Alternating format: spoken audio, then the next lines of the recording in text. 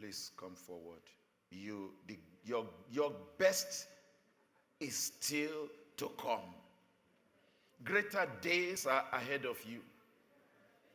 Your children will call you great. You will not fail. You will not fall. Your children will be great. I don't care. I don't care whether you are 2, you are 3-year-old. You're a man. Come out. There is something. What you can do, no female can do it. None of your children has your wife's DNA. God has made them fantastic carriers, but that's all. Honor, let me say to you, honor these men. Because if all the glory goes to you as a mother, you have lost it because your head has been dishonored.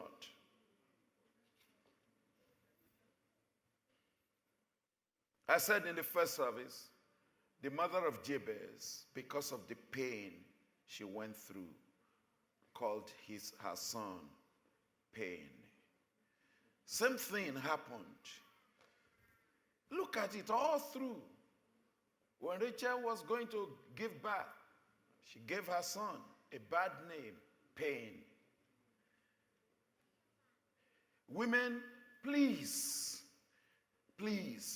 God has not authorized you, has not anointed you, has not empowered you to give identity to any of your children. All identity comes from you. You will not fail. Your children, and that tells me you will have children. It says none shall be barren. None.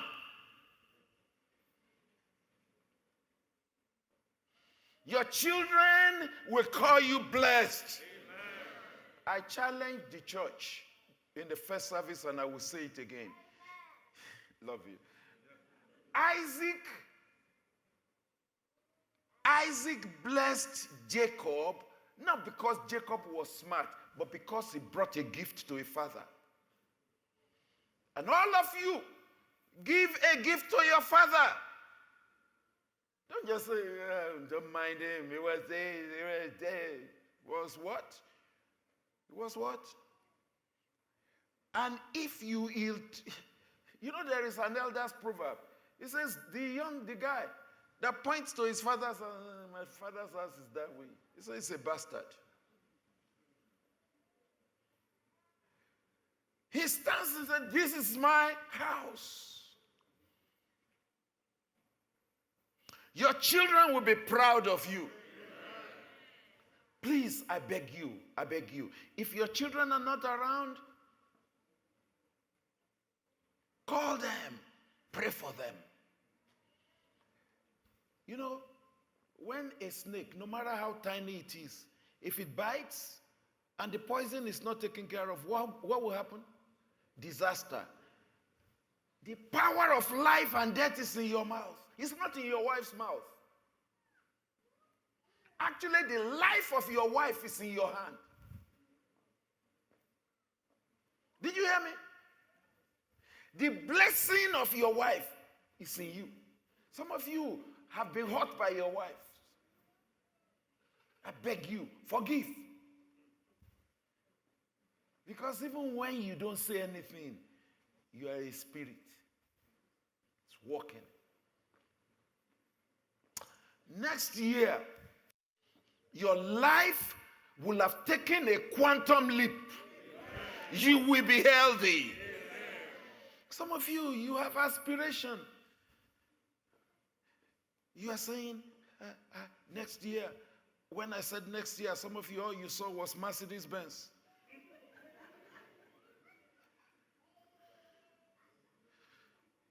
But those things are good. Or if you notice, Pastor Ruth was telling you, You should have an altar. Can I tell you the difference between Abraham and Lot? Abraham was a man David was a man was a man whom nothing else but God consumed him. He said, I've lifted up my hand unto the Lord. No man will be able to say, he is my source of blessing. God said, he is my friend. There's nothing I can do without sharing it with him. But do you know what made him a difference? He always had an altar. He had a place of prayer. He had a relationship with God. Everything got added. If you chase money, you will leave it behind. When you chase God, money will chase you. May you be not just a God chaser. May you be a possessor of God. Amen. That's what Abraham had. Listen. What's it called? His nephew. What's his name now? Lot. All he wanted was property. When he saw Sodom, he ran there. Who came to deliver him when he was taken captive? How do we translate it? I'm begging you, just like you have just been preached to. In the first service, the key thing is yield to God. The second one is repeating it. You are the fathers and priests in the house. Build your altar. Abraham always had an altar. He had a church. I was talking to a brother, and I said, if people saw you, if I met you, will you say that I'm your pastor? He says, yes. I said, when last were you in church? It's 2.5 years ago. Because I know his wife and his children. Consistent in church. He said it with his own mouth. 2.5 years.